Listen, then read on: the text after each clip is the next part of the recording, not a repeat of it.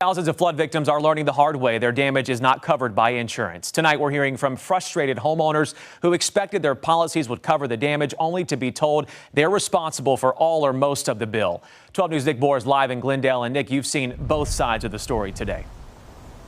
Right, Blake, those who are covered and those who are not. And look at this. This is an entire city block pretty much. As we walk along here, you can go almost all the way down there with hardly any gaps in all of the waste that's had to be pulled out of these homes. The state insurance commissioner's office telling me flood insurance may not be as expensive as people think here because we don't get a ton of flood disasters in Wisconsin. There's a common misconception that you have to be in a floodplain to buy flood insurance, but that's not the case.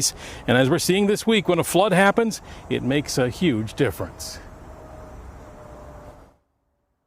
5 days since the historic flooding, the cleanup is underway, and along with it, the painful process for flood victims of figuring out whether any of it will be covered by insurance. It just kept coming in and coming in. Nick Dunham in Glendale is one of the lucky ones with actual flood insurance because it was required for his mortgage.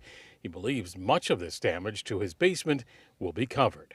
When we bought the house a couple years ago, we're in a flood zone, so we were required to have flood insurance in the first place. That's a huge help. That gets us a step in the right direction. Down the block, his neighbor isn't so lucky.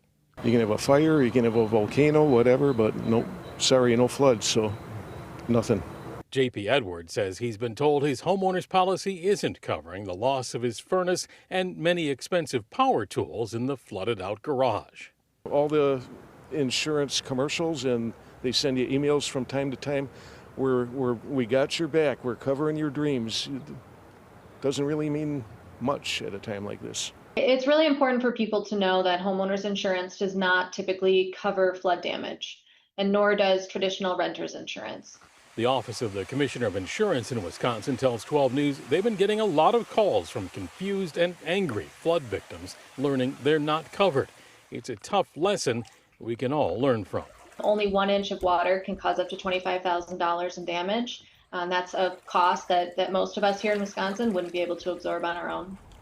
Yeah, no doubt about it. You can certainly understand where that anger is coming from. Nick, the insurance commissioner's office told you it's critical to make a claim even if you've been told your damage is not going to be covered.